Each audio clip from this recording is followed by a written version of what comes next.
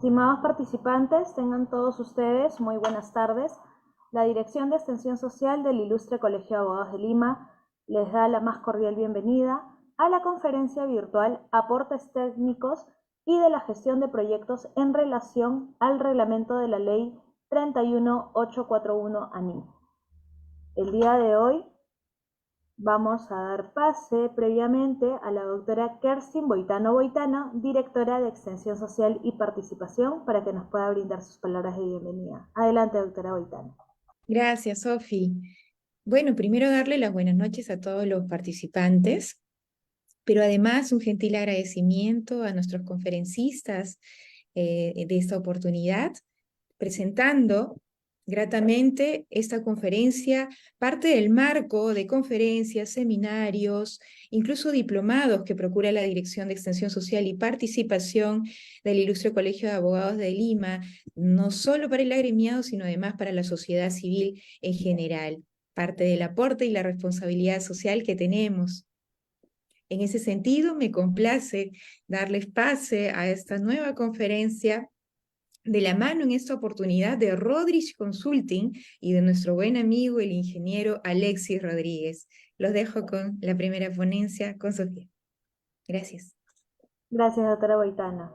Ahora vamos a presentar a nuestro ponente del día de hoy, el ingeniero Alexis Rodríguez. Él es ingeniero civil por la Universidad Nacional Federico Villarreal, con MBA por Centrum de la Universidad Católica del Perú, con distinción cum laude, especialista también en dirección de proyectos con certificación internacional PMP y certificación BDC en Stanford University, máster en liderazgo por España, especialista en contrataciones públicas por la UNI, maestría en gerencia de proyectos de ingeniería por la Universidad Nacional Federico Villarreal y una amplia experiencia de más de 24 años en obras públicas y privadas. Ingeniero Alexis Rodríguez, adelante con su ponencia del día de hoy. Estimada Sofía, muchas gracias por el pase. Estimada Kerstin, muy amable por la apertura. Permítanme, por favor, proyectar. A ver. Listo. Vamos calentando. Permítame preguntarle, ¿se ve la pantalla? Se visualiza sin ningún inconveniente, doctor. Ingeniero, perdón. Ingeniero, creo que es suficiente. Sí. Una broma, una broma. Ok, listo. Entonces se ve la pantalla. Muy bien, estamos listos. Estimados amigos, estimados colegas, abogados, ingenieros, muy buenas tardes. Vamos a presentar este tema relacionado a los aportes técnicos y de la gestión de proyectos en relación al reglamento de la Ley 31841 de la NIN. Ok, Alexis Rodríguez para servirlos. Vamos a rescatar algunos temas. A través de los años hemos tratado, propiciado, propendido a que los lineamientos de proyectos sean extendidos, utilizados para transparentar procesos. En esa línea presentamos algunos aspectos preliminares, la Ley 31841 y sus componentes, en este caso el reglamento, ventajas, desventajas y algunos aportes y recomendaciones para propiciar diálogo con nuestros gentiles colaboradores, panelistas, ingenieros de renombre, como los que están acompañándonos en este día. Estimados amigos, a ver, vamos posicionándonos en el para qué se hacen las cosas. En todas las líneas de ingeniería, estimados amigos, las cosas se hacen apuntando a un objetivo determinado. Lo van a encontrar en Lean, en la filosofía BBC, en la filosofía PMBOK, en todas las líneas de proyectos, incluso en las líneas contractuales. Objetivos claros. Hombre, ¿y esos objetivos claros estarán relacionados a qué? En este caso, a un concepto que estamos mostrando brevemente, que son las brechas de infraestructura. ¿Cuánto tenemos en un país y cuánto necesita ese país? En este caso hablamos de Perú, ¿sí? Entonces, esa diferencia entre oferta y demanda de infraestructura nos marca la brecha, ¿ok? Hay brechas en el sector transporte, en el sector energía, en el sector agua, etcétera. Y esas brechas nos llevan a cuantificar. Y es conveniente mencionarlo porque vamos a alinear con ello el para qué estamos tratando sobre el reglamento. ¿Ok? Solo para dar una idea, estimados amigos, estamos hablando de que si pensáramos, ¿sí?, en un plan de 5 años, estaríamos hablando solamente de 117.000 millones de soles. Y si fuera 20 años, recordemos nuestros famosos perfiles de inversión pública cuando hacemos la proyección, ¿sí?, de la operación y mantenimiento, y hacemos una proyección de 20 años, ¿recuerdan? Ya, pues si solamente pensáramos en 20 años, estaríamos hablando de 363.000 millones. Al cambio, aproximadamente unos 100.000 millones de dólares, o sea, medio PBI.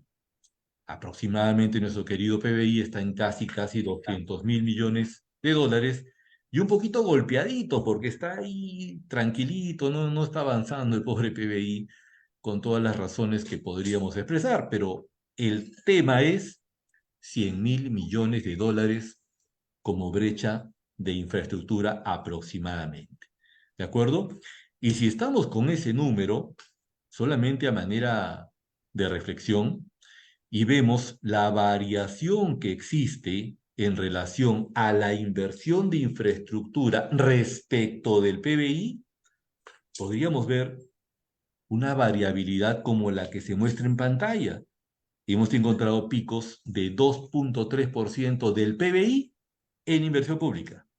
Hemos encontrado valles como de 1.4% del PBI en infraestructura. ¿Ok? Lo que más o menos nos lleva, estimados amigos, a un 1.8 en promedio. Pero si quisiéramos cubrir la brecha en esos 20 años que acabábamos de mencionar, estaríamos pensando en 3.12% aproximadamente. ¿Se entiende la diferencia? ¿Se entiende la diferencia de 1.8 en promedio a 3.12?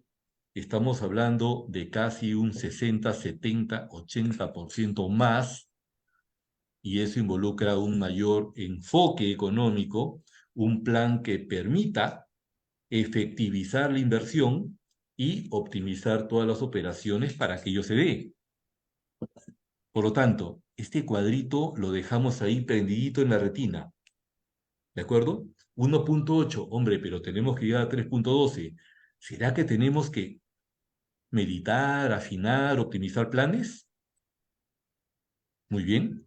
Entonces nos enfrentamos a revisar qué ha pasado con el tema de de este reglamento que le da vida a la ANIN.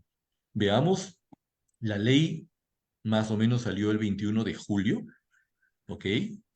Han habido algunas iniciativas que se han dado, han habido opiniones, posteriormente ha salido el reglamento, ¿sí? Ahora reciencito en octubre, ¿ok? Han habido conversatorios respecto a este tema y a la importancia de algunos vectores de proyectos que ya aparecen en este reglamento. Este equipo que ustedes ven acá con ustedes, hemos tenido la oportunidad de estar en el Colegio de Ingenieros, en Ancagua, en Mayo, tratando de hacer un poco de difusión, un poco de conversatorio, para efecto de que todos podamos dar el hombro, poner el hombro, en pro de que esta gestión sea un éxito, porque eso es lo que queremos, no es obstaculizar, ¿ok? Y en esa línea podemos manifestar que ya se ha hecho el nombramiento de la jefatura de la NIN y han habido algunas resoluciones que se han dado, sobre todo en relación al ROF. Recordemos, ROF, Reglamento de Organización y Funciones. Entonces ya estamos viendo que existe un cuadrito con denominaciones, incluso acrónimos para los cargos que se van a dar acá. Entonces ya se ha estado caminando. ya se ha estado caminando en relación a que esto funcione.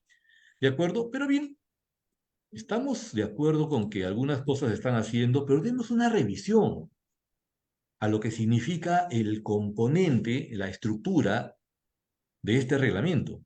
Estos son los componentes que están en el reglamento y vamos a enfocarnos en algunos temas interesantes como esto. Fíjense, por favor, capítulo 3, Oficina de Gestión de Proyectos. ¿Sí? Fíjense, por favor, capítulo 7, Talento Humano. Vale decir, hay algunos enfoques en este reglamento que están tratando de aterrizar, están tratando de hacer match con algunos conceptos que manejamos los project managers en relación al manejo de proyectos. Y eso nos parece muy interesante. Hay algunos artículos relevantes, estimados amigos, como los que se ven en pantalla, casualmente por estas denominaciones. Proyectos, ya se habla de cartera de infraestructura, se habla de oficina de gestión de proyectos, se habla de mantenimiento de activos. Interesante. Recordemos, por favor, que en las fases de inversión pública tenemos preinversión, tenemos inversión y hay postinversión. ¿Ok? Muchas personas se sitúan solamente en lo que es la obra. No, pues, la gestión es de cabo a rabo, no solamente es la obra. Es el antes, que es la preinversión, donde ya conviene dejar las cosas claras a nivel de alcance, viene la inversión propiamente dicha y la postinversión. ¿Por qué lo remarcamos? Porque muchos proyectos se quedan a veces en el olvido porque no se les da la debida atención en la fase de operación y mantenimiento, que también involucra una partida presupuestal, por cierto. Recordemos ese cuadro de inversiones que está en el perfil de inversión pública. Y recordemos que no solamente se da viabilidad a un proyecto por la inversión en infraestructura, sino también interviene el componente de postconstrucción. Cuidado con ese detalle. Entonces, alineado con ello, estimados amigos, echemos un vistazo rápido a lo que contienen estos componentes mostrados. Fíjense, qué interesante, artículo 2, finalidad. Justo hablábamos a propósito con la doctora Kerstin, ¿sí? Cuando hablábamos del enfoque, ¿sí? Hablábamos de la enfocaína. Vamos, por favor, enfoque ¿a dónde? A cierre de brechas de infraestructura. No estamos hablando de poder resolver algunas obras temporales, de emergencia, no. No. Finalidad, cierre de brechas de infraestructura, que es un target mucho más amplio. ¿De acuerdo? Muy bien.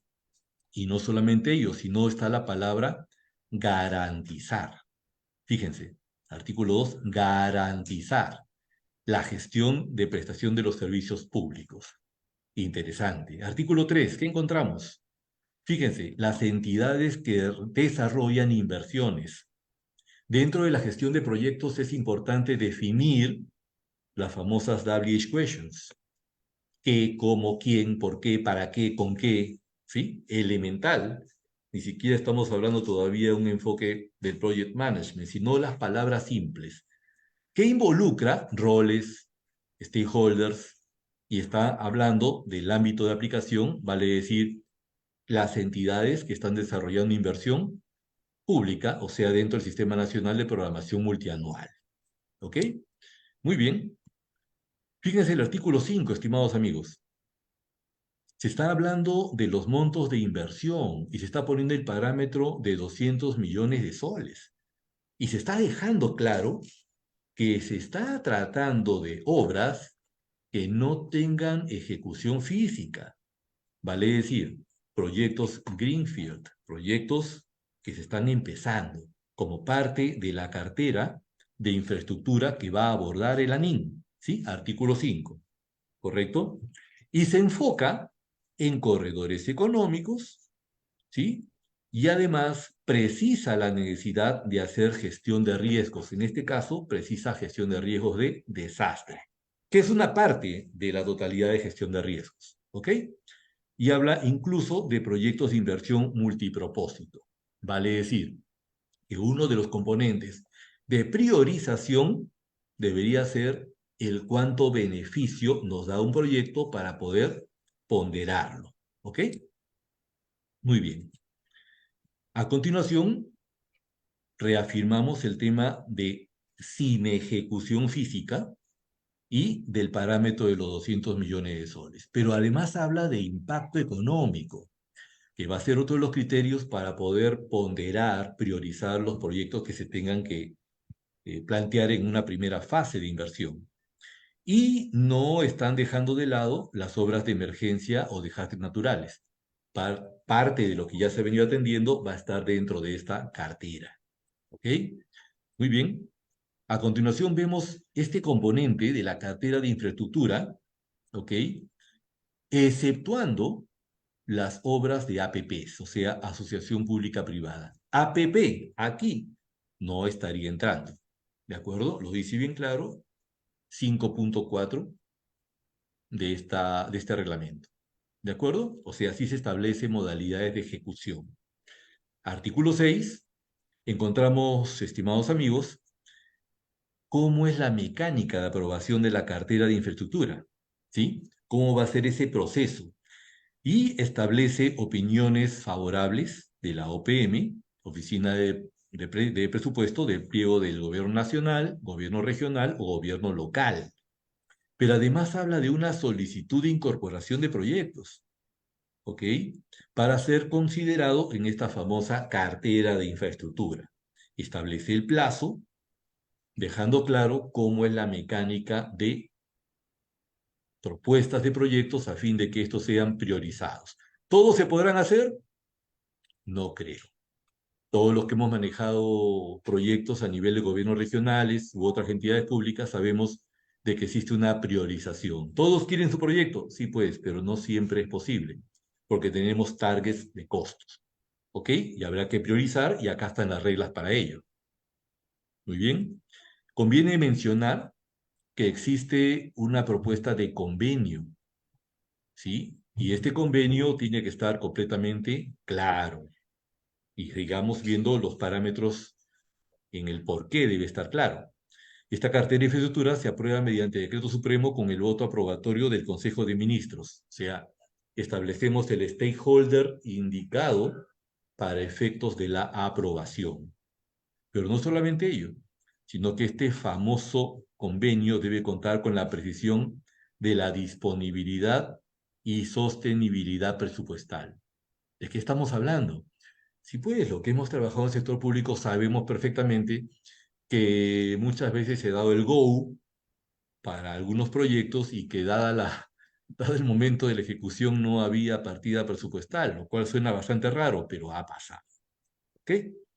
Y se establecen los procesos para efectos de poder generar el decreto supremo en relación al convenio para este efecto.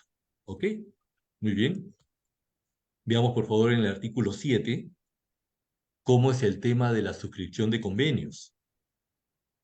Y enfatizamos esto porque no solamente se trata de priorizar los proyectos, sino que tendría que haber una suerte de convenio entre ANIN y la entidad pública que está recurriendo a la ANIN para efectos de que por escrito, ¿sí?, esté clarita la meta que se va a alcanzar. Se establece acá cómo sería el financiamiento, cuáles son las responsabilidades y cuál es la vigencia del convenio. Pueden creer, estimados amigos, que en muchos casos hemos tenido algunos inconvenientes en obras en provincias, sobre todo, donde por diferentes razones las obras no se pudieron terminar y la vigencia del convenio ya se había terminado. Cosas como estas nos han pasado a lo largo de la historia de estos últimos 30 años. ¿Ok? Entonces, mejor dejarlo claro como está propuesto acá en el artículo 7. ¿Qué encontramos acá en el 7.4? En ningún caso la ANIN suscribe convenios solo para la elaboración de estudios de preinversión. Qué interesante. Estamos hablando, estimados amigos, de la película completa. Película completa. Vamos con preinversión, inversión y postinversión. ¿De acuerdo? Refresquemos. La preinversión es aparte, donde vamos a darle viabilidad al proyecto, ¿sí? Donde vamos a determinar si algo es viable o no es viable, ¿ok? Mucho antes inclusive del expediente técnico. Luego, como resultado de la preinversión, recién se decide la inversión. y el expediente técnico es parte de la inversión. ¿Ok? El expediente técnico, como consecuencia, va a tener un proceso, luego viene la obra y esa partecita es inversión. Posteriormente, todos sabemos los que construimos acá, que viene la liquidación de la obra, se cierra el contrato, qué bacán, el constructor se va y cuidado, el proyecto no se acabó, pues. Viene la fase de operación y mantenimiento. Y esa fase tiene que ser celosamente cuidada, porque si no hay un mantenimiento periódico y rutinario, la infraestructura va a venir a menos, sobre todo en el caso de carreteras. ¿De acuerdo? ¿Y qué dice acá? Que la ANIN en ningún caso solo va a atender el tema de preinversión o de expedientes técnicos. No, no, va a coger todas las fases. ¿De acuerdo? Muy bien. Veamos por favor el artículo 11 cuando se habla de el financiamiento de la cartera de infraestructura, ¿sí? Entonces, estos programas se pueden financiar a cargo de las asignaciones presupuestales, del pliego de la PCM o de las entidades, sea nacional, regional o local, ¿sí? Esa definición tendrá que ir en el convenio, o sea, ¿quién atiende qué? Recordemos que por principio de proyectos, estimados amigos, tenemos un capítulo que se llama Stakeholders, ¿sí? Tenemos además en gestión de proyectos el famoso Project Charter. Y el Project Charter define a los stakeholders y sus responsabilidades. Y esto se alinea con ello, ¿sí? ¿Quién financia qué? ¿Quién financia cuánto? ¿De acuerdo? Clarísimo, artículo 11.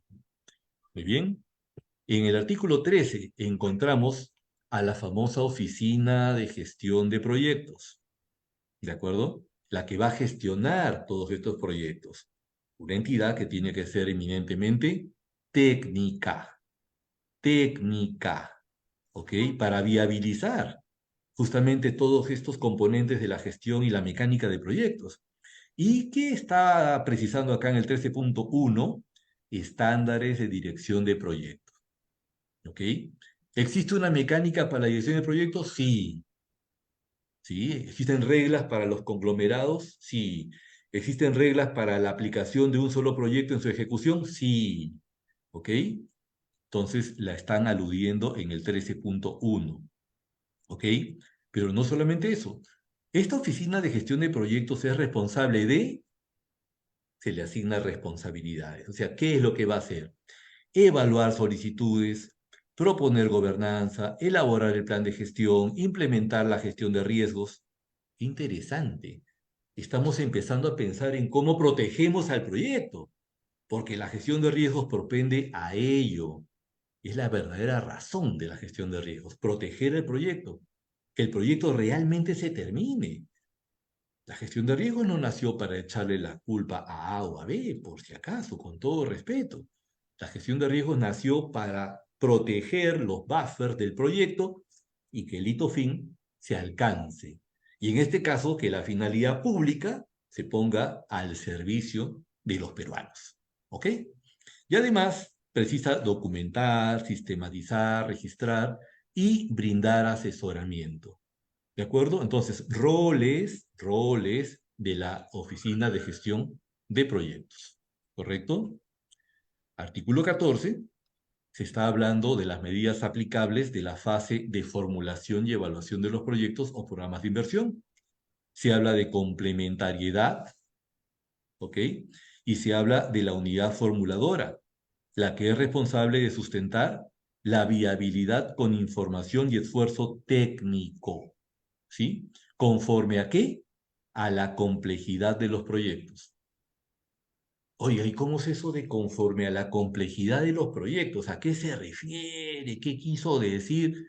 Pues en pocas palabras, lo que está sintetizando, estimados amigos, es basta del copy-page. ¿Sí? Basta del copy-paste. Tenemos un expediente de un hospital para Puno. Ese expediente va a servir para un hospital en Piura. Quizás algunos componentes podrán servir, muchos otros no. Estamos hablando de realidades distintas, o para Iquitos, o para Lima, o para Ica. Son realidades distintas, entonces, conforme a la complejidad de los proyectos. ¿De acuerdo? Basta de copy-paste, por favor, propendamos a que los equipos de consultoría realmente vayan al campo, ¿sí? Que la topografía sea real, nada de Google Earth. Eso podría ser para un efecto muy preliminar de costeo de un proyecto, pero para efectos de realizar un expediente técnico, un estudio definitivo, amigos consultores, al campo. Amigos de las entidades, al campo. ¿Sí? Basta de encontrar, cuando uno llega a ejecutar la obra, una realidad distinta. ¿Ok? Basta. Clarísimo conforme a la complejidad de los proyectos. ¿Ok? Muy bien. En este artículo 15, miren esta palabrita. Recordemos los vectores o los grupos de conocimiento del PMBOK cuando hablábamos de alcance, de la gestión del costo, del tiempo, de la calidad, de recursos humanos, de comunicaciones, de stakeholders, de riesgos, de adquisiciones. ¿Y cuál era la madre del cordero aquí? Esta palabrita, alcance. Alcance. En ingeniería, ¿qué hacemos? Señores, alcance claro. Cuando usted no tenga el alcance claro, va a tener inconvenientes, va a tener problemas con adicionales, con ampliaciones de plazo, lo cual ralentiza el proceso de la inversión pública. ¿De acuerdo? Entonces, clarísimo, definición de alcance, lo cual nos permite ¿qué? Definición de costos, lo cual está relacionado aquí a temas de la problemática y de la cartera de infraestructura. Qué bueno que se camina en este artículo 15 en relación a ese alineamiento con la gestión de proyectos. ¿Ok? Artículo 18, el tema de la transferencia de activos. ¿Sabes que no se acaba ahí? Sí, basta con pensar de que se termina la obra y se acabó el proceso. No, no, a la obra hay que cuidarla. Ahí viene la posinversión que estamos conversando. ¿Y qué cosa dice acá en el artículo 18? Culminada la ejecución física del proyecto, ¿sí? O programa de inversión, porque puede haber un conglomerado de proyectos, la ANIN realiza la transferencia de los activos generados. O sea, hace una transferencia de ese activo. Pero es que no se queda ahí. Está estableciendo un plazo para efectos de la liquidación. Pero veamos más adelante qué cosa precisa. En el artículo 19 precisa el tema del mantenimiento de esos activos. Y como sabemos que algunas entidades públicas son un poquito lentas para poder ejecutar, activar la partida del mantenimiento que hace el reglamento de la NIN, dice, señores, tranquilos, yo me encargo de los 4 primeros años. O sea, de esa postinversión que en el perfil usted lo va a encontrar como 20, ya, una quinta parte, o sea, estos 4 años, dice ANIN, yo lo tomo para efectos de mantenimiento.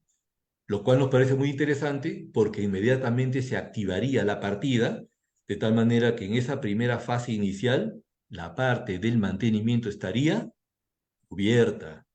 Y hay tranquilamente 4 años para que la entidad pueda activar todos los procesos o incluso aprender de ellos para efectos de poder heredar la tarea eficaz del mantenimiento. Si no, vamos a tener pues nuevamente carreteras que se destruyen o infraestructura que va perdiendo valor. No vale la pena. ¿Ok? Entonces nos parece interesante esto de los 4 años. ¿De acuerdo? Muy bien. Vamos con el artículo 20. Se nos habla de una certificación orientada a la calidad en la gestión de la inversión pública. Nos parece interesante, habría que acotar el tema de la certificación. Sin embargo, todo lo que significa, lo que signifique estandarización, mejoras, levantar la valla de calidad, nos parece bastante interesante. ¿Ok? Y eso lo dice el artículo 20. Finalmente, el artículo 21 está propiciando el tema de la información. ¿Sí? Recordemos que uno de los vectores que hemos mencionado dentro de los 9 es justamente la comunicación en materia de proyectos.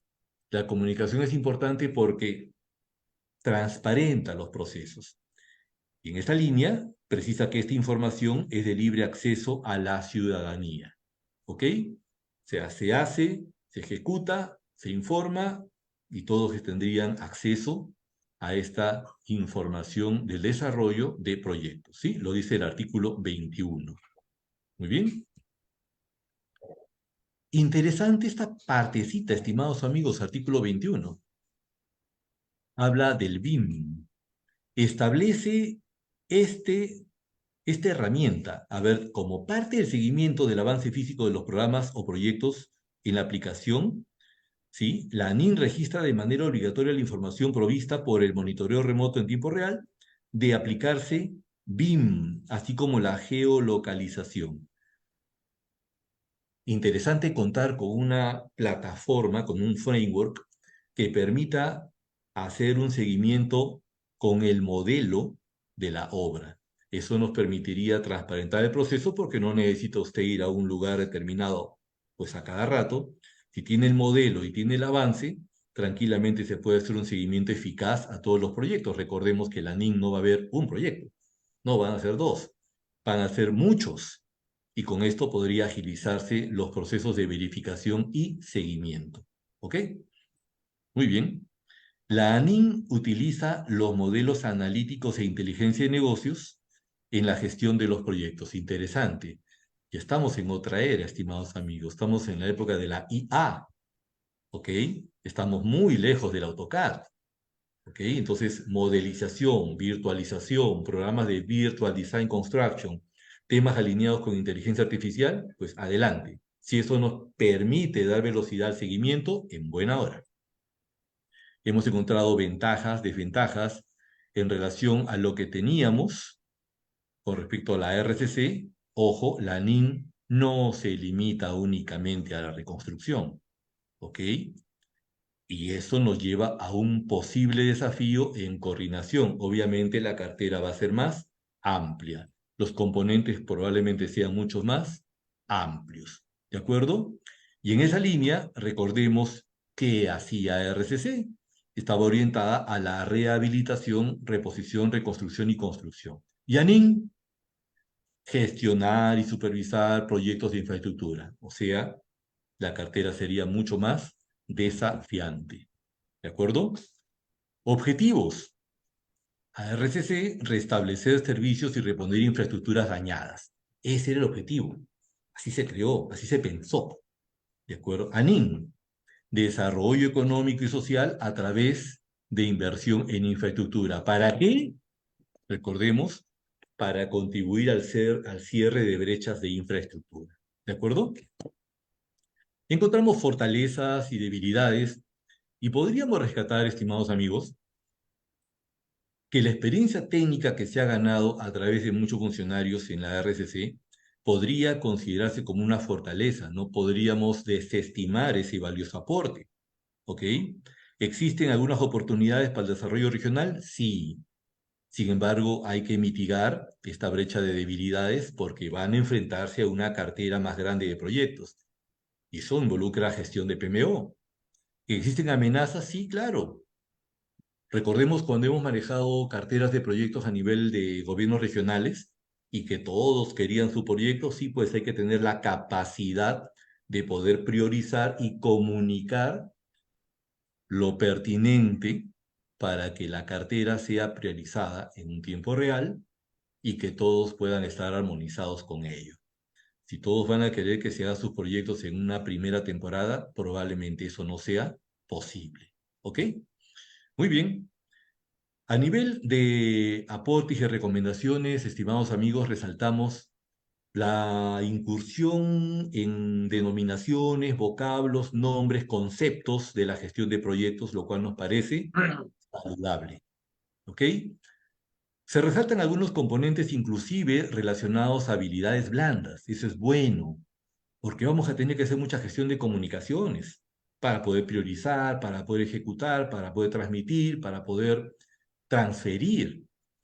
Es una forma útil de ejecutar obras por un importante ahorro para la entidad pública. Si ya se está incursionando en tema de modelización y optimización, consideramos conveniente que ello podría llevarnos al sinceramiento de las inversiones, sobre todo si se sinceran los temas de alcance para evitar brechas a la hora de la ejecución de la obra.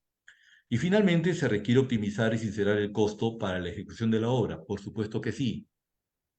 Recalcamos, no más copy-paste, vamos con un alcance sincero, claro, que permita que realmente los contratistas propongan un programa que a través de un tren de producción adecuado empiecen, se desarrollen y se terminen, y no tengan paralizaciones innecesarias que terminan costándole unos buenos soles a nuestro querido país. ¿Ok? Muy bien. En ese sentido, les doy las gracias por la atención prestada y damos pase, ¿sí?, a nuestros valiosos panelistas que nos acompañan el día de hoy. ¿Ok? Adelante, por favor, muchas gracias. Kerstin, te doy la palabra, o si gustas moderas esta parte, si gustas, continuamos. Adelante, por favor, Kerstin.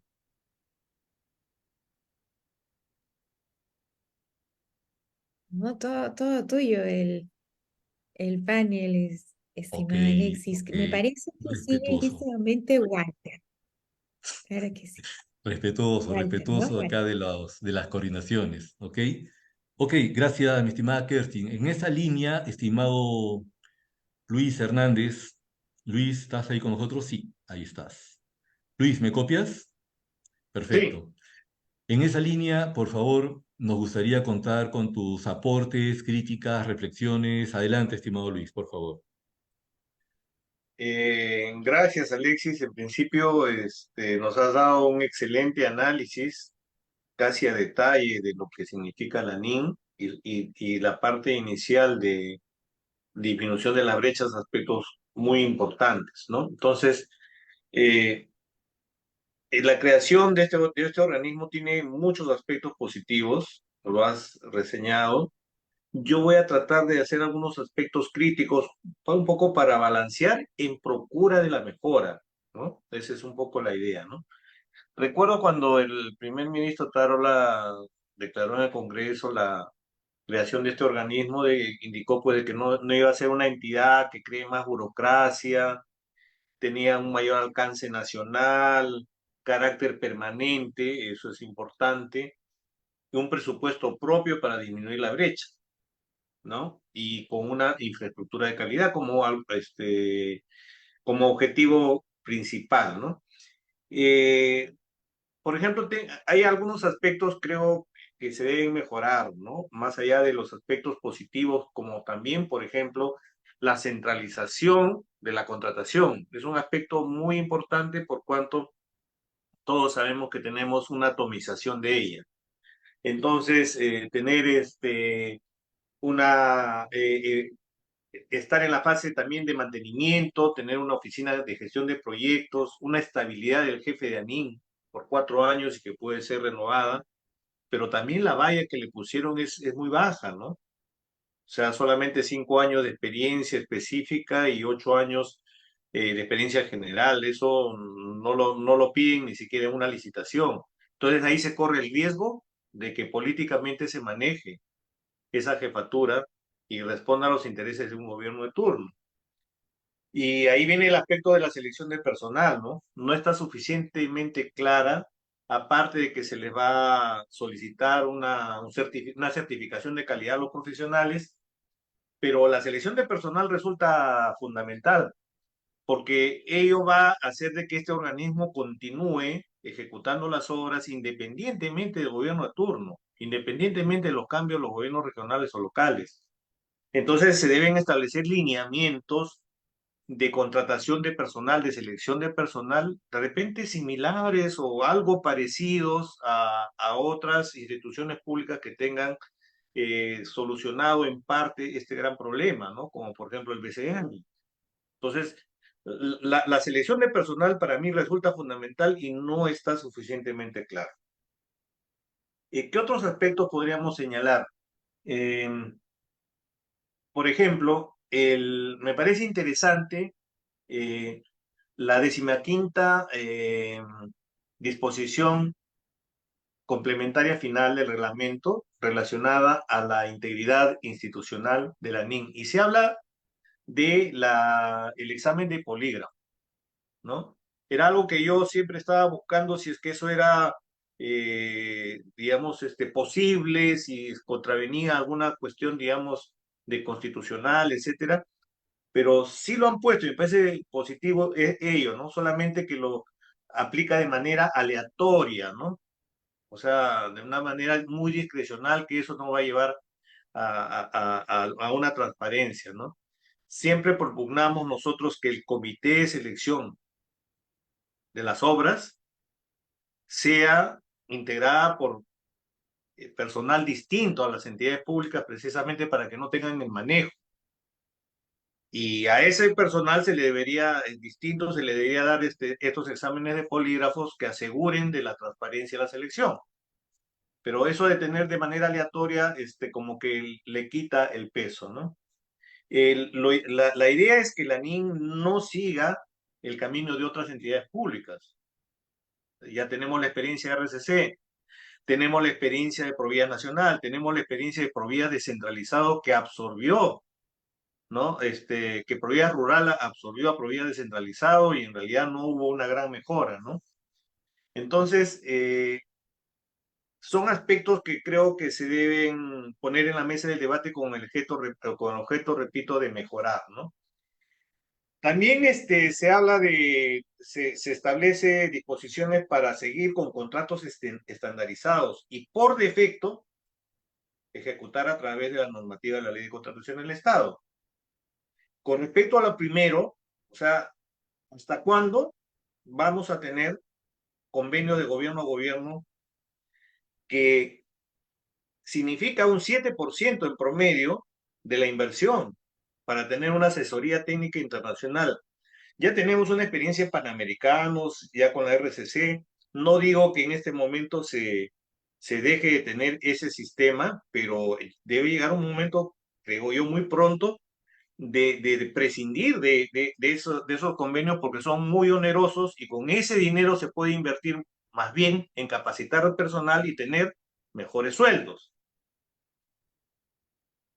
Ahora bien, un aspecto que ha desarrollado el reglamento son los expedientes técnicos del sistema de entrega de obra tradicional. Y ahí sí hay una crítica importante, en mi modo de ver, ¿no? Porque nos venimos quejando de los expedientes técnicos de hace más de 4 décadas, ¿no? Y es un problema sin solución en este momento desde que el Estado asume el riesgo del expediente técnico, ¿no? La única solución es transferir el riesgo del expediente técnico al contratista a través de otros sistemas de entrega de obra, por ejemplo, diseño y construcción, sea suma alzada, sea precios unitarios, ¿no? Entonces, solamente el Estado, o sea, las entidades, la NIN haría la ingeniería básica para que realmente sea transferido el riesgo del expediente técnico al contratista.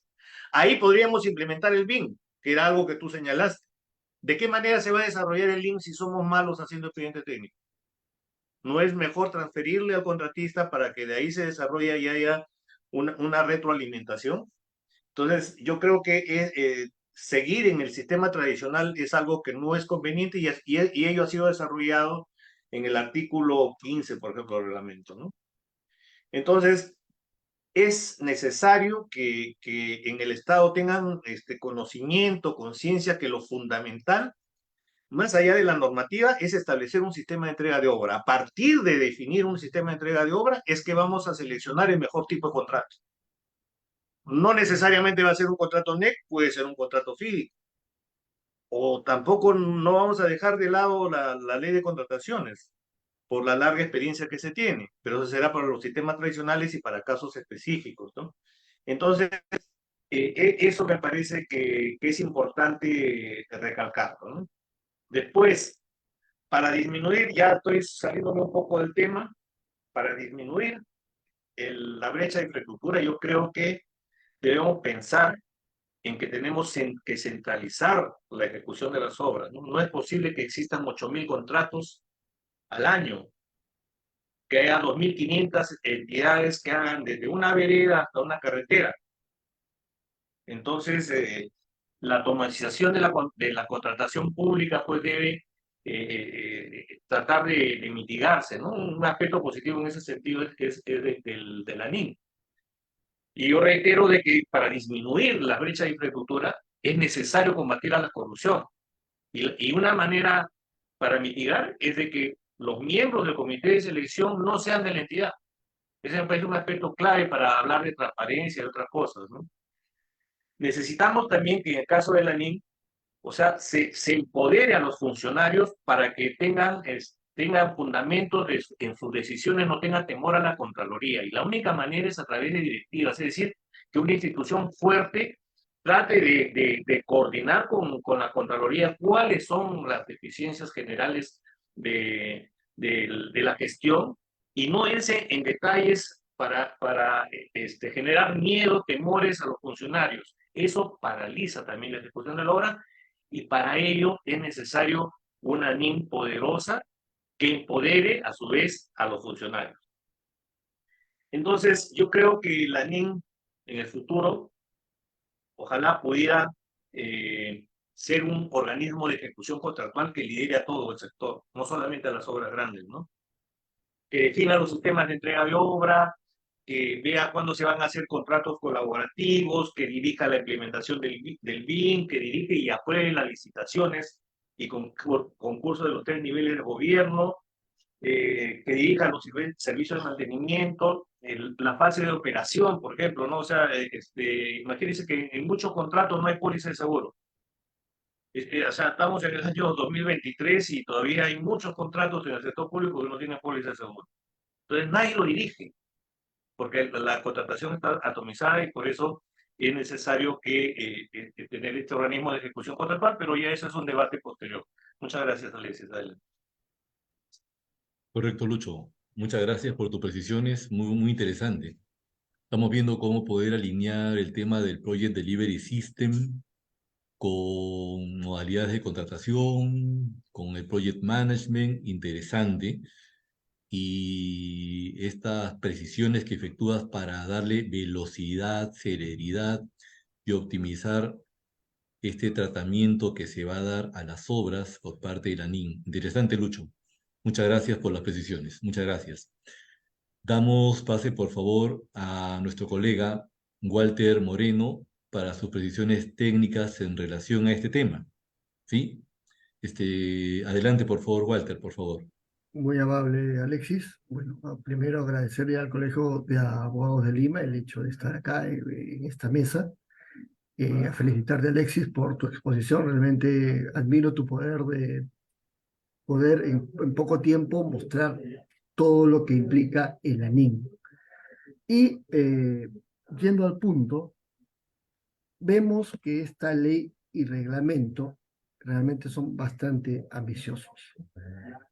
Pero veo también que ha sido desarrollado por profesionales que tienen el conocimiento de gestión de proyectos, porque a lo largo de ese reglamento y ve que hay mucho término que la única manera que se haya incluido dentro de este reglamento y de la ley es que haya sido desarrollado por profesionales que dominan el tema de gestión de proyectos. Luego, me parece muy interesante, muy interesante el artículo 13, que habla de la Oficina de Gestión de Proyectos de la NIN.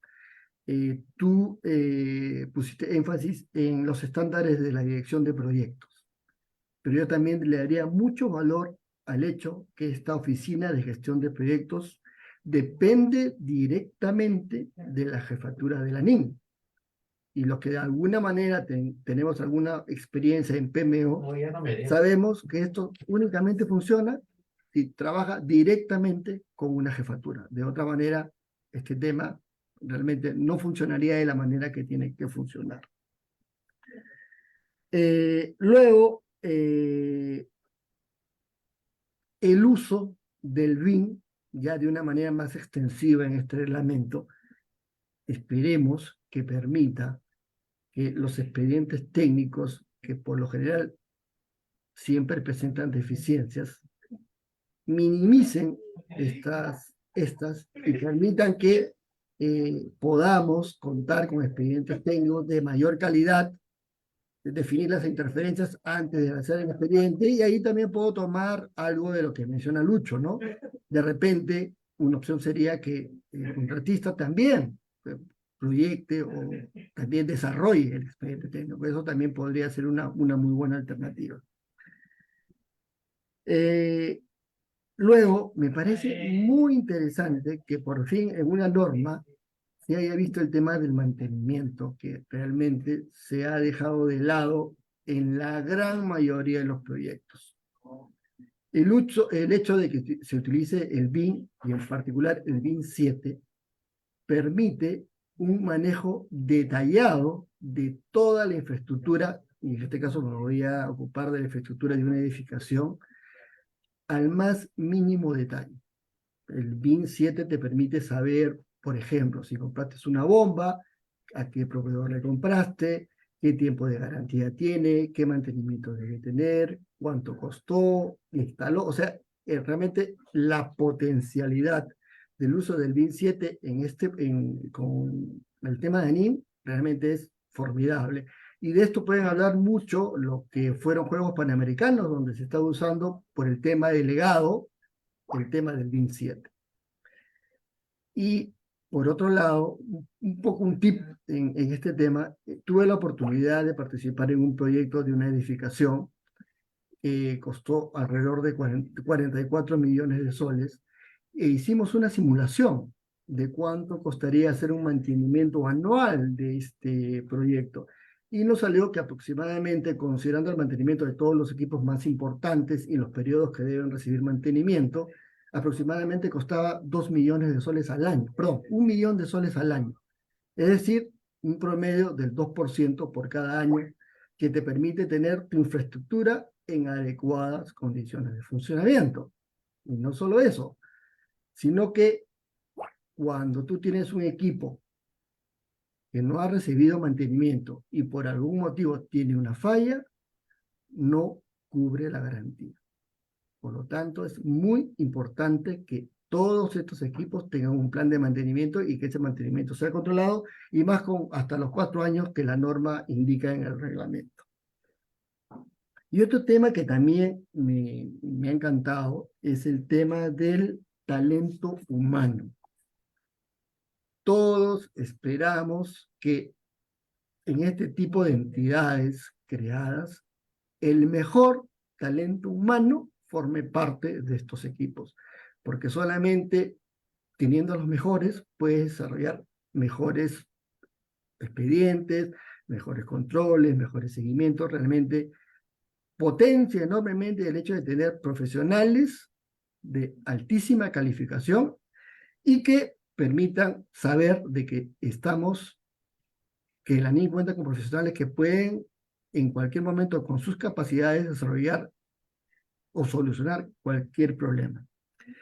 Y un tema también que me encantó dentro del artículo 13 fue el tema de implementar la gestión de riesgos durante el desarrollo de la cartera de infraestructura. Importantísimo, muy importante. Qué bueno, porque ya sabemos que en todos los proyectos más o menos similares existen unos riesgos que se repiten y se repiten en todos los proyectos y no tomamos acción al respecto. Todo sigue igual. Y también muy importante me parece el inciso E, que dice documentar, sistematizar y registrar las lecciones aprendidas, así como las buenas prácticas en el gerenciamiento de proyectos o programas de inversión. Efectivamente. Y voy a ir al caso de hospitales, que digamos es el más común. Los problemas en los hospitales se vuelven a repetir una y otra vez. Esperemos que con esta nueva opción estos problemas ya no se vuelvan a repetir y que esas lecciones aprendidas se apliquen en los futuros proyectos. Eso sería todo por mi parte, Alexis. Gracias, estimado Walter. La verdad, sí encontramos bastante alineamiento de la gestión de proyectos, de vocablos claves, de elementos fundamentales, como lo precisó Lucho, como lo acabas de precisar, Walter. Sí, muchas gracias por tus precisiones. Sí, vamos adelante, por favor, con nuestra amiga Kerstin Boitano para sus importantes apreciaciones. Sí, adelante, Kerstin, por favor. Gracias, Alexis. Sin lugar a dudas, siempre nos traes temas de coyuntura importantes en el impacto nacional, ¿no?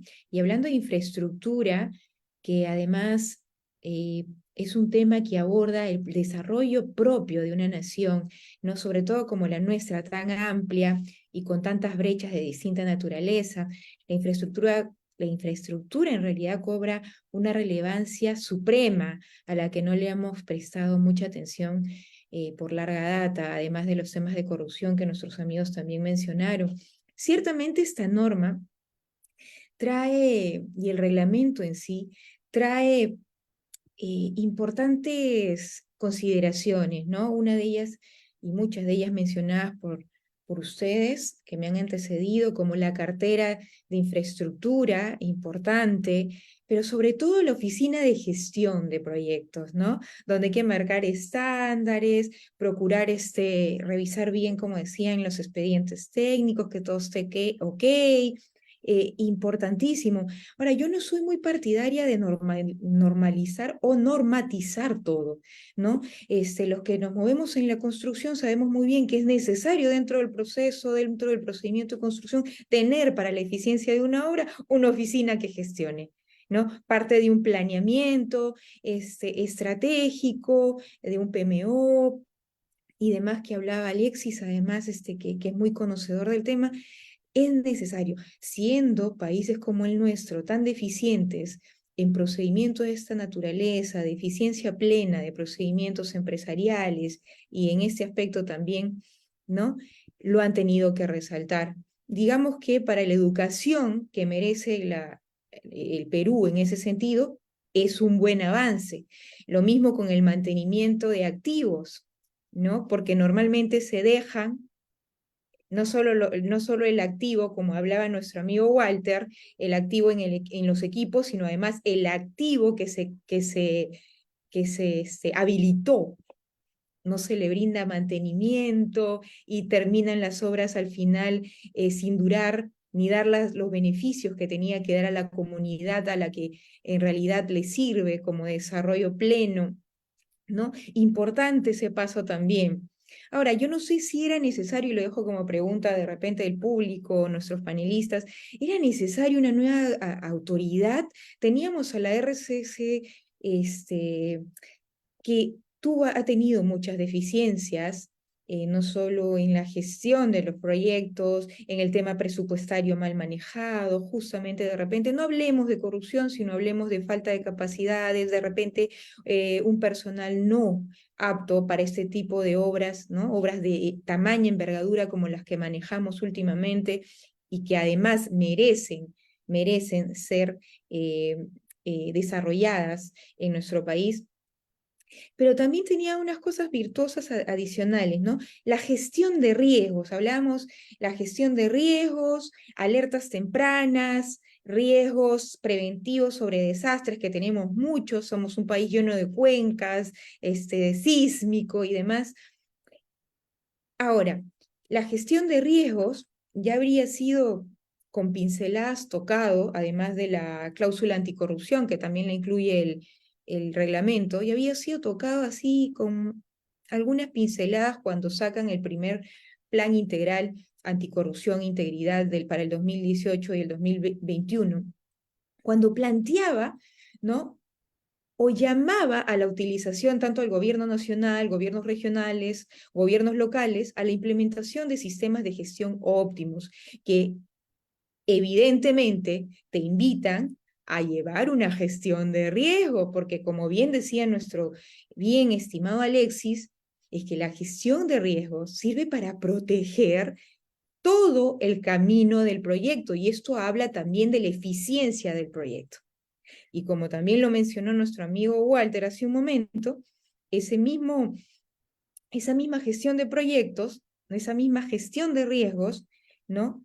Merece un seguimiento de mejora continua, que además también es el llamamiento del plan de integridad que se dictó en ese entonces, una suerte de símil de los planes de integridad y sistemas de gestión que utilizan pues nuestros amigos europeos, como las ISO y demás, ¿no? Para empezar a educarnos en esa guía. Otro punto importante, sí, también considero muy importante lo que mencionaban nuestros amigos, el BIM, el uso del BIM. Lo mencioné en alguna otra charla. Yo, antes de que el BIM fuera normatizado y propio de trabajar con ingenieros y arquitectos, de quienes aprendo, además del tema técnico, desde muy chica, el tema BIM es una herramienta que te permite justamente ser amiga de la gestión de los riesgos, ¿no? En la parte más técnica, sin olvidar los procedimientos que deben acompañar toda esta gestión, que implica gestión humana, gestión técnica, etc., etc., etc., y que seguro los ingenieros saben explicar muchísimo mejor, ¿no? Y hablábamos también de una geolocalización, y ahí es un punto, tiene una línea muy delgada, ¿no? La geolocalización. Hablaba el otro día con un arquitecto y unos ingenieros, me decían, Kerstin, ¿qué hacemos por geolocalización? ¿Cuándo utilizamos las herramientas y cuándo no? Porque una vez vino un topógrafo y hizo una utilizó la geolocalización y me sacó algo desastroso, dicho sea de paso, porque un topógrafo debería de tener otras consideraciones que necesariamente, por la naturaleza de la actividad, merecen trasladar a personal al campo, ¿no? Y el suelo y otras consideraciones técnicas y de la realidad, que de repente una geolocalización no sería pues todo lo que se necesita, ¿no? Pero también a considerar y de repente a mejorar como aspectos. Dentro de gestión de riesgos en que me he enfocado mucho, y que me parece muy bueno como programas a implementar, como gestión de eficiencia, voy a rescatar algo que dijo Luis, ¿no? Lineamientos para la selección de personal, claro. La gestión de riesgos, la gestión y los procedimientos en ese sentido implican todo eso, ¿no? Hablamos de personal, hablamos de procedimientos en obra, de mantenimiento, hablamos de un plan integral con sistemas de seguimiento, con sistemas de mejora, de optimización permanentes y periódicos, bien establecidos, ¿no? Ahora yo me pregunto, y esta es otra pregunta, ¿estamos aptos para esto? ¿Estamos reclutando el personal idóneo para llevar a cabo esto? ¿No? Es importante poner el foco ahí porque la letra es bonita, es poética, pero cuando hablamos de obras de esta naturaleza, además del impacto económico que resulta para la nación y el impacto que debería tener para con nuestros conciudadanos, es enorme. Y hay que prestarle atención porque son palabras mayores realmente. Pero además, ¿cuánto más burocrático será o no? Porque hablamos que salen nuestros ministros y dicen, no, no va a ser más burocrático. Pero hablamos de una suerte de implementación de procedimientos que no conocemos muy bien, o que no se utilizan en el gobierno, en las brechas de gobierno muy bien, y será realmente, ¿habrá menos burocracia realmente? ¿Nuestras obras se paralizarán, no se paralizarán? Digamos que en este momento se ha implementado este importante reglamento, ¿no? Respaldando a esta nueva autoridad. Pero ya tenemos obras paradas. Siendo una autoridad responsable y con esa tamaña encomienda, no creo que inicien mañana. van a tomarse 30, 40, 60 días para leer todos esos proyectos que están estancados, estos proyectos que están con algunas deficiencias, cómo volver a darle la vuelta a estos proyectos para que vuelvan a operar eficientemente. Entonces, ya tenemos ahí solamente para implementar una nueva autoridad un retraso, una paralización en obras, un impacto económico, un impacto social. Entonces, hay que ser cuidadosos al dictar las normas, son necesarias, no son necesarias. Se va a reclutar parte del personal que ha estado en la ARCC y que no ha resultado muy bueno, no digamos por la ineficiencia, de repente por la falta de experiencia en obras de la envergadura que se están manejando, ¿no? Y que son parte de la demanda social. Entonces, hay muchas preguntas que quedan en el tintero en ese sentido y que, claro, nuestra gente, ingenieros, arquitectos, que son los que generalmente van al campo, pueden verlo a mayor precisión y ellos ven de cara a la realidad esta suerte de falencias en el campo, ¿no? En ese sentido, yo creo que la norma debe ser siempre muy clara, pero además de ser clara, debe ser materializable, eficiente, y eso merece un dotamiento de consideraciones un poquito más detalladas y amplias, como bien señalaron nuestros amigos que antecedieron en mis comentarios. No sé, si de repente, si nuestro querido Alexis nos quiere comentar algo, tiene ahí algunas respuestas adicionales para nuestro público. Mi estimada Kerstin, interesante lo que has precisado. Vamos a enfocarnos en dos partes neurálgicas de todo lo que has precisado, que me parece muy importante. Uno de los temas es el alineamiento, ya lo que llamamos nosotros la construcción de puentes comunicacionales, que con una norma vas a cambiar una mentalidad. Completamente de acuerdo. La respuesta es no. ¿Ok? Que vamos a querer poner toda la norma de la gestión de proyectos aquí dentro de este reglamento. La respuesta es no. Lo que sí se ha hecho es alinear con vocablos claves, ¿ok? No más nebulosas. De manera clara se dice, cuidado con el alcance, cuidado con el tiempo, ¿sí? Cuidado con el costo. Recordemos que en estas tribunas siempre hemos hablado del triángulo mágico de evaluación de proyectos, ¿sí? Alcance, costo, tiempo y dentro una Q que es calidad. Entonces lo dice clarísimo, ¿sí? Vamos alineados, esa parte está bien. Solo para dejar claro, si quisiéramos meter todo el PMBOK en el reglamento, no serían 4 páginas, ni 10, ni 20, serían 700. Entonces solamente se ha hecho un alineamiento conceptual de algunos vocablos. Y la otra parte interesante que nos comentas es esa suerte de transición. Hombre, pero la transición va a demorar un poquito. Sí, es parte de los desafíos que se han indicado y muy bien lo precisas, Kerstin. ¿Ok?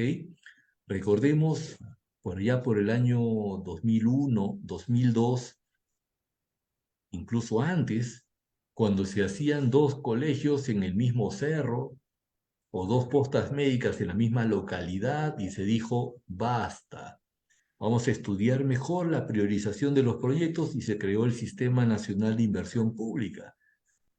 Y hubo una suerte de transición de todos los que estábamos acostumbrados a trabajar expedientes técnicos y ahora decirte, no, antes de eso, tienes que trabajar el perfil de inversión.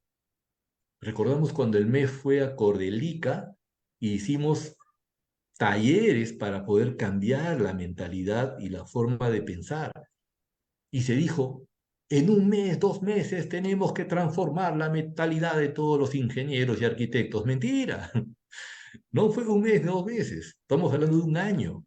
Y es más, cuando pasamos al 2003 y empezaron los gobiernos regionales, todavía seguían habiendo dudas. Entonces, va a pasar eso, indudablemente, porque son efectos de algo natural que se estudia dentro de la curva de aprendizaje. ¿sí? Es natural en materia de proyectos que exista una primera parte, un primer tercio de toda la curva, en donde la gente va a tener que adaptarse y donde se van a dar una suerte de priorización de proyectos. ¿Nos enfrentamos a ellos? Sí, sí, nos enfrentamos a eso, estimada Kerstin. ¿Ok? Pero muchas gracias por tu precisión, ha permitido aclarar algunas cosas. Gracias, Kerstin. Sí. Damos pase a nuestro amigo León López. Con sus precisiones, él también es PMP y tiene valiosos aportes para esta reunión. Adelante, mi estimado León.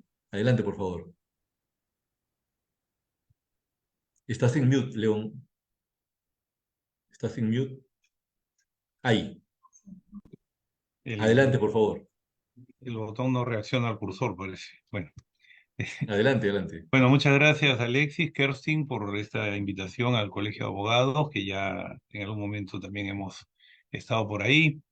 Y siempre pues esta relación ingeniero-abogado es bastante importante, ¿no? Todo lo que habló Kerstin me parecía más de ingeniero que de abogado, por lo cual la felicito. Me parece muy bien.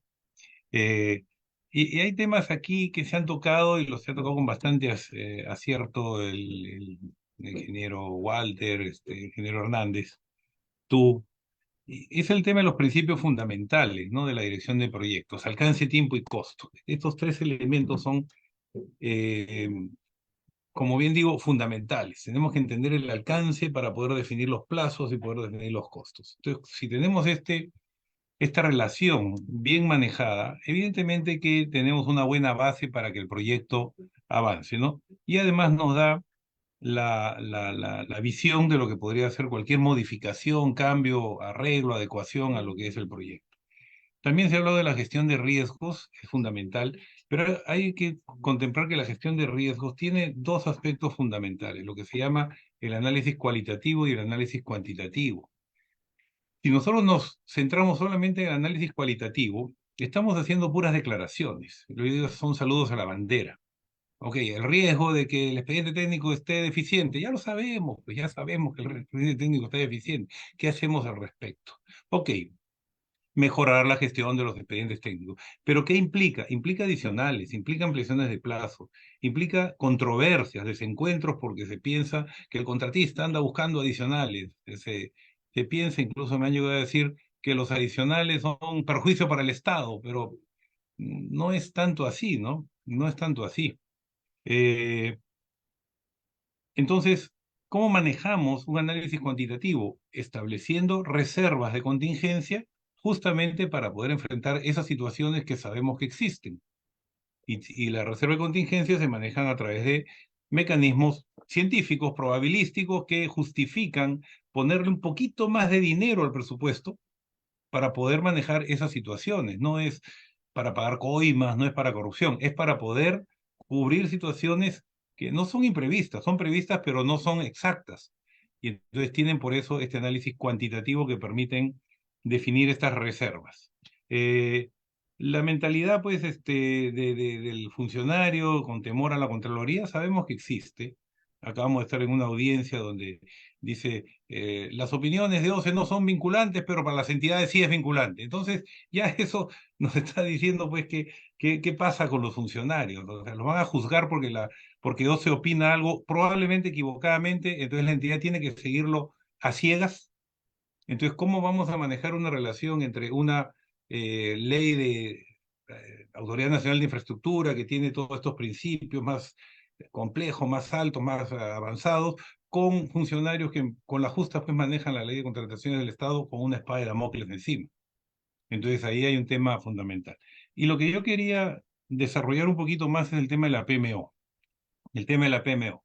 Porque se habla de la PMO y todo el mundo dice de la PMO y la PMO. Pero ¿qué cosa es realmente la PMO? ¿Sabemos, tenemos formación, conocimiento de lo que es una PMO? Entonces, si me permites, voy a compartir unas 3 láminas que había desarrollado para poder hablar de este tema. ¿Bien?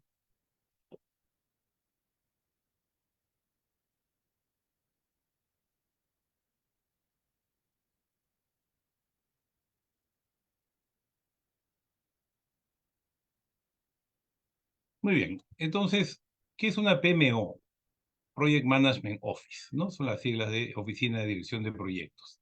Es una unidad de la organización, o sea, está dentro de la organización. Dentro de la organización, en este caso va a ser de la NIN, la ley de contrataciones dijo que las entidades tenían que implementar PMOs, entonces es una unidad organizativa, está en el organigrama. ¿Okay? ¿Dónde se ubica en el organigrama? Donde mejor convenga, donde mejor pueda estar posicionada, porque tiene que ir atendiendo las necesidades o de toda la organización o de un área funcional específica, ¿no? Entonces, esta empresa X, que tiene áreas de soporte, finanzas, marketing, etcétera, tiene áreas funcionales. Y probablemente cada una de estas áreas funcionales maneja proyectos. En este caso, ANIN lo que va a manejar es una cartera de proyectos. Va a ser un portafolio de proyectos. Entonces, esta PMO lo que tiene que hacer es centralizar y coordinar toda la gestión. Y aquí vienen los aspectos fundamentales, los principios, alcance, tiempo, costo, riesgos, etc. Y todo esto es manejando lo que estamos en este tema del PMI, conocemos pues como los grupos de procesos: inicio, planificación, ejecución, control y cierre. O sea, la PMO es la que se encarga de manejar todo esto en forma centralizada. No dirige los proyectos, no es el gerente de proyectos, es el gerente de la gestión de los proyectos. Muy bien, eso primero hay que entender qué cosa es el PMO. Y después, que la PMO no es que por ley o por decreto vamos a tener una PMO. La PMO tiene que pasar por distintos niveles de crecimiento, de maduración. ¿Dónde estamos nosotros con las PMOs? Donde las únicas PMOs que conocemos son las de los contratos gobierno a gobierno. Estamos en lo que se llama la PMO ad hoc o planeada, es decir, específica para ese proyecto, donde lo que se hace es conceptos y aplicación de conceptos en un proyecto determinado. Pero la idea es que nosotros vayamos desarrollando este conocimiento para llegar a manejar más proyectos con este mismo concepto y hacer una implementación global, es decir, tratar de distribuirlo, esparcirlo en todos los proyectos hasta que logremos que todo funcione de esta manera. De manera tal de llegar a un nivel de madurez, quinto nivel, donde ya lo que sigue es la mejora continua. Pero ya hubo el cambio cultural. Ya logramos fomentar en las personas entender esto que es la PMO. ¿Cuánto demora esto? En mi experiencia, que me ha tocado algunas, 3, 4, 5, hasta 10 años puede demorar llegar a este nivel de madurez más alto. ¿Cómo partimos? El PMI tiene un modelo que se llama el OPM3, Organizational Project Management Maturity Model, o sea, modelo de madurez de la gestión de proyectos en las organizaciones. Y esto pasa por una serie de diagnósticos, de cuestionarios, de encuestas, de entrevistas, para poder entender qué tanto sabe esta organización acerca de gerencia de proyectos. Y con eso se planifica, con ese diagnóstico, una implementación que pasa por capacitar, pasa por aplicar esto en un proyecto, pasa por aplicarlo en un segundo proyecto hasta que lo podemos ya decir, ya lo manejamos. Yo lo que decía el ingeniero Hernández, ¿siempre vamos a necesitar traer PMOs de afuera? Probablemente ahora sí, pero en algún momento tenemos que ser nosotros capaces de manejar estas PMOs, ¿no? Entonces, ya para ir concluyendo esta parte, ¿cómo se implementa una PMO? Primero hay que identificar cuáles son las verdaderas necesidades, de qué se trata, qué falta, cuáles son las brechas de dirección de proyectos en la organización. Y esto es lo que toma probablemente, no sé, 3, 4, 5 meses, 6 meses, porque tiene que ver con hacer entrevistas, encuestas, investigar, leer un poco, gráficas de incidencia del conocimiento, etcétera, que los da todo el modelo OPM3. Y después hacer talleres de sensibilización, es decir, capacitar a las personas para que entiendan qué cosa es lo que queremos hacer con esta implementación de la PMO para poder empezar a incorporar esta cultura. Entonces, no es un conocimiento que ya por ley y te leíste el PMBOK, ni siquiera porque rendiste el examen y te certificaste. Tú sabes perfectamente, Alexis, que esta certificación la tenemos que mantener cada 3 años. Significa que cada 3 años tenemos que estar actualizados en esto. Yo ya tengo mi certificación 25 años y cada 3 años tengo que demostrar al PMI que sigo actualizado. Entonces, esto es un tema fundamental, la mejora continua, el crecimiento, ¿bien? Y después ahí pensar ya en un plan. Entonces, ¿por qué se ha hecho acá en los gobiernos? Bueno, porque ya han venido empresas que tienen esta madurez para implementarlo. Por eso Yo digo, esto está ad hoc reciente, esto está ad hoc, esto es para un proyecto específico. Esto no es un despliegue general, todavía no estamos en esa posición de un despliegue general. Entonces, eso es lo que tenemos que ir avanzando. De esa manera, realmente creo yo, es que vamos a ir logrando este conocimiento. ¿Toma tiempo? Sí, toma tiempo. Y lamentablemente sabemos que cada vez que hay un cambio de administración en el Perú y en cualquier lugar del mundo, todo marcha atrás. Dice, bueno, pero es que ya están hace 3 años implementando la PMO y todavía no terminan. Quizá tú lo sepas y muchos, para que una PMO tenga éxito, tienes que empezar por convencer a la cabeza, al que manda, al que decide. No es una iniciativa personal, no es alguien que dice, vamos a poner una PMO. Si la cabeza, el CEO, el ministro, perdón, el presidente, no está convencido de esto, entonces mejor no hacer nada. Tenemos que tener claro desde arriba, desde lo más alto, que esto es necesario. Y de ahí ya viene a decantar hacia abajo y vamos a formar, vamos a tener esa cantera justamente de personas que van a poder hacer esto. ¿Quién sabe si más adelante no nos llamen de otro país para hacer contratos gobierno a gobierno donde nosotros pongamos la PMO? Y para eso tenemos que capacitarnos. Bien, bueno, eso es lo que quería compartir. Muy sencillo, esto es parte de probablemente presentaciones más largas, más completas, pero la idea es poder entender que no estamos aún listos para poder decir ya tenemos PMO en todo. Hemos empezado, claro que hemos empezado, y es muy valioso poder conversar con los expertos en sus visiones de lo que es PMO, pero si lo vemos desde un punto de vista formal, de que la NIN, de que el Ministerio de Transporte y Comunicaciones, de que el Ministerio de Vivienda tenga PMO, todavía estamos muy lejos, todavía estamos muy lejos.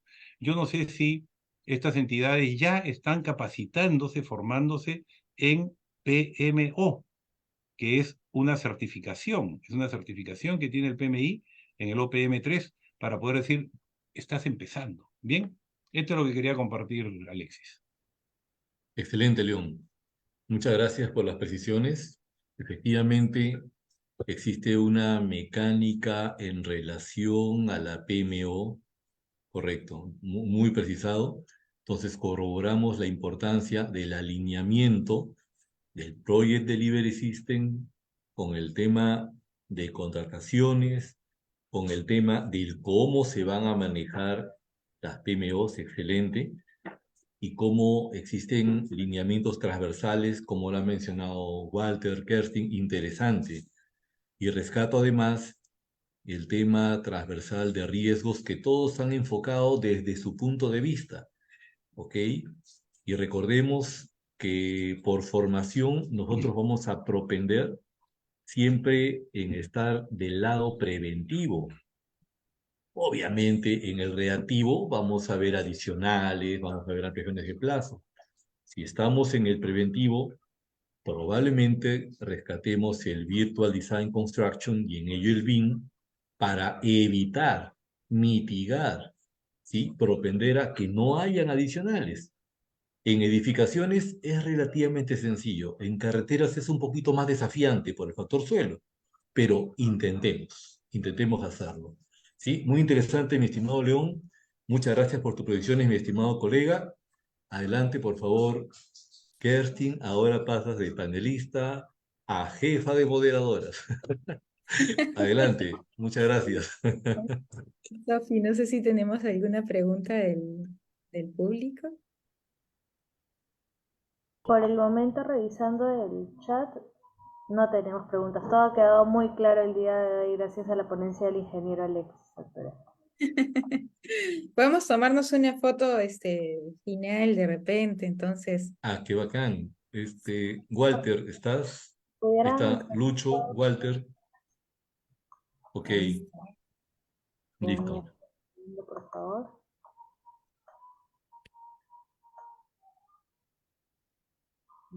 Ustedes dirán, Un momento, ahorita les hago el video para que todos salgan bien. ok. 3, 2, 1. Un segundo para la foto final. Ok, Una más, por favor. Estamos como en la transición de una fase a otra. Sofi. Sí, una más, por favor. Ok, 3, 2, 1. ok. ¿Sí? Ahora sí. Bien, Se congelaba la bien, sonrisa. Sofi. No me Sí, queda sí, más que sí. agradecerles a todos los expositores de esta noche y al panelista brillante que siempre nos trae temas tan importantes por abordar y nos obligas además como abogados a estar al día en esos temas nacionales, ¿no? Que a veces pasan desapercibidos por otras cuestiones más mediáticas. Así que muchísimas gracias. Los voy a comprometer a cada uno de ustedes para que sigan instruyéndonos un poquito más, no solo a los abogados, sino además a la sociedad civil en general, que es preciso, ¿no? Muchísimas gracias, mis amigos. Correcto. Muchas gracias, Kerstin, por la apertura. Un fuerte abrazo para todos. Doy un espacio para nuestros amigos. Una despedida final, quizás Lucho, León, Walter. No, de mi parte, agradecer esta mesa de debate, de aprendizaje. Creo que todos estamos en esa línea. Muy interesantes las exposiciones tanto de Alexis como de Kerstin, de León, de Walter. Y creo que el debate ayuda a toda la comunidad, ¿no? Nada más, será hasta otra oportunidad, Alexis. Gracias por la invitación. Correcto, correcto. León, Bueno, muchas gracias una vez más, Alexis, Kerstin, el Colegio de Abogados, Sofía por el apoyo. Estamos siempre, digamos, disponibles pues, para esto, porque lo que nos interesa, creo, a todos nosotros es que esto se difunda, se conozca, que reforcemos el conocimiento. Al final, ¿quién va a ser el gran beneficiado? Va a ser nuestro querido país y eso es lo que importa, ¿no? Así que bueno, eso. correcto. Gracias, León. Walter, Ok, igualmente, Kerstin, muchas gracias, Sofía, y siempre grato compartir eventos como estos con Alexis, con León, con Lucho, y que en pocos minutos también León ha podido darnos una clase magistral de lo que es PMO. Sí. correcto. Gracias nuevamente, y nos Muchas vemos. gracias a todos. Lo Un vamos fuerte a jalar, abrazo y siempre Alexis, lo vamos a listos. jalar a León. Siempre listos para servir. Por favor, gracias Como Boy además Scout. a mi equipo de trabajo, Sofi, que está ahí a la batuta, a mi equipo de prensa, que siempre está presto a ayudarnos a las horas que lo llamemos. Muchísimas gracias a todos y buenas noches además, Sofi. Buenas Un noches, fuerte por abrazo. Gracias. favor. Gracias a todos los ponentes. Buenas noches. Buenas Gracias. noches.